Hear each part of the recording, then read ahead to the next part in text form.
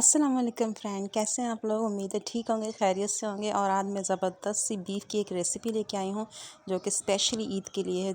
धुआं दही गोश्त इतने मज़ेदार बनता है। ये लाइट से मसालों के साथ बनाएंगे और इसके साथ फ्रेश अनियन, धनिया, पुदीना और बहुत मज़े की रेसिपी बनेगी। इसको आपने फुल देखना है।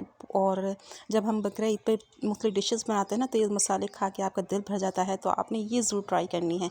और इसकी प्रेजेंटेशन भी बड़ी ज़बरदस्त होती है। मेहमान आ जाए तो आप ये डिश लाजमी बनाएं, सबको बहुत पसंद आने वाली है। तो चलें इसे बनाना शुरू करते हैं। इसके लिए मैंने बीफ का गोश्त लिया है। आप मटन भी ले सकते हैं, बोनलेस भी ले सकते हैं, या फिर आप हड्डी वाला भी ले सकते हैं। तो मैं बना रही हूँ बीफ के गोश्त से, और ये मैंने आधा किलो लिया है। इससे बहुत अच्छा टेस्ट आता है। हड्डी वाला गोश्त लेना तो उसका फ्लेवर बहुत अच्छा आता है।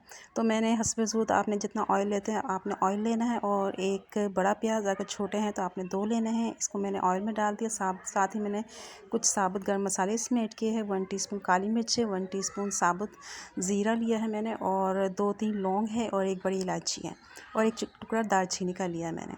तो आप जो गर्म मसाले होते हैं ना, इसको प्याज के साथ ही फ्राई किया करें। इससे ये ना फ्लेवर आता है इसका, अच्छा सा निकल के आता है ऑयल में।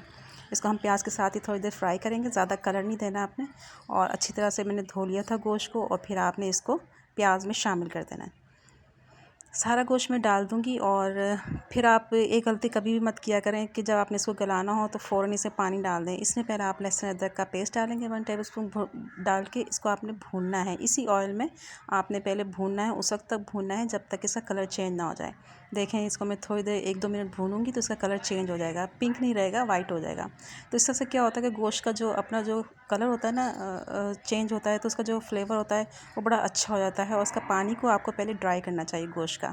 तो देखें, इसको मैंने भून लिया है थोड़ी देर, 2-3 मिनट। अब मैं इसके अंदर डालूंगी कुछ स्पाइसेस। यहाँ पे मैंने पिसी हुई लाल मिर्च ली है 1 टेबलस्पून, और इसके साथ ही मैं डाल दूँगी कुटी हुई लाल मिर्च है 1 टेबलस्पून। मिर्च जो है अपने टेस्ट के हिसाब से डाल सकते हैं। और ये जो मैंने डाली है बिल्कुल परफेक्ट है। इसके अलावा इसमें हल्दी डाल दूँगी 1/2 टीस्पून से थोड़ी सी कम, क्योंकि गोश्त जो है हमारा आधा किलो है, ज़्यादा नहीं है। तो हल्दी भी मैंने डाल दी। अब इसके अलावा इसमें मैंने नमक डाल देना है 1 टीस्पून। ये मेरे पास टेबलस्पून था तो ये मैंने हाफ़ लिया है। तो बस ये अभी ये मसाले जाएंगे इसमें। और जितना कम मसाले रखेंगे ना, कि इस रेसिपी में आप जो गोश्त है उसका फ्लेवर आना चाहिए। बहुत ज़्यादा मसाले आप डाल देते हैं ना, तो गोश्त का जो है एक टेस्ट ना वो अच्छा नहीं आता। तो ये देखें, मैंने इसको अच्छी तरह से पहले मसालों के साथ भून लिया। इसको आपने भूनना है स्लो फ्लेम पे, कि ये सारे मसाले गोश्त के अंदर मिक्स हो जाए। अब आपने इसमें इतना पानी डाल देना है जिसमें कि ये गल जाए। तो आप इसको प्रेशर कुकर में भी गला सकते हैं। मैं कढ़ाई में गला रही हूँ। तकरीबन मैंने इसको आधा घंटा रखा है, और फिर आधे घंटे बाद चेक करेंगे। तो ये देखें, अच्छी तरह से हमारा गोश्त गल चुका है। और इसको आपने बिल्कुल ड्राई नहीं कर देना, थोड़ा इसमें ग्रेवी आनी चाहिए। अब इस रेसिपी में टमाटर नहीं जाता, लेकिन मैंने इसमें ऐड किया है क्योंकि मुझे कुछ इसमें मसाला भी चाहिए। बिल्कुल सादा सादा रूखा गोश्त नहीं मुझे चाहिए था, तो इसके लिए इसलिए मैंने इसमें एक बड़ा टमाटर ऐड किया है। छोटे हैं तो आप 2 ऐड कर दें। टमाटर डाल के मैंने इसको थोड़ी देर के लिए कवर किया। तो इससे क्या होता है कि आप आसानी से इसके छिलके रिमूव कर सकते हैं, जैसे कि ये मैं कर रही हूँ। छिलके रिमूव करने के बाद इस तरह से आप इसको मैश करें, और 2-3 मिनट के लिए फिर इसको कवर कर दें।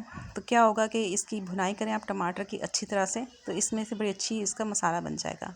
तो 2 मिनट मैंने कवर किया है। टमाटर भी अच्छी तरह से इसमें, ये देखें, अच्छी तरह से इसमें मिक्स हो चुका है। चलें अब इसके सेकंड स्टेप की तैयारी करते हैं। यहाँ पे ली है मैंने 1 कप दही, और इसको आपने अच्छी तरह से बीट कर लेना है, और रूम टेम्परेचर पे लेना है। फ्रिज में नहीं रखना आपने दही को।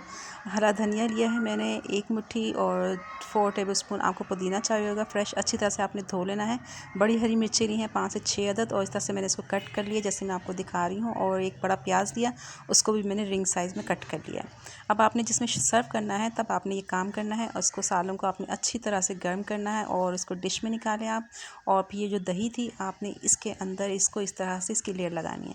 ऊपर से आप हरी मिर्चें, धनिया और पुदीने से इसको गार्निश करेंगे। ऊपर से आप ये प्याज की जो ये मैंने रिंग कटिंग का ये काट के रखे हुए ये मैंने इसमें डाल दिए। फिर ऊपर से एक दही की थोड़ी सी एक और लेयर लगा दी है। तो ये जो फ्रेश धनिया और पुदीना होता है ना, इसका इतना ज़बरदस्त फ्लेवर आता है। और गरम गरम जब आपने इसको सर्व करना हो तब आपने ये काम करना है। इतने मज़े का लगता है, इतना टेस्टी लगता है। इसको नान चपाती के साथ खाएँ। और ये डिश ऐसी है कि अगर कोई मेहमान आया हुआ ना, तब आप इसको बनाएं तो बहुत ही मेहमान भी आपसे खुश होंगे और बहुत प्रेजेंटेबल भी लगती है ये।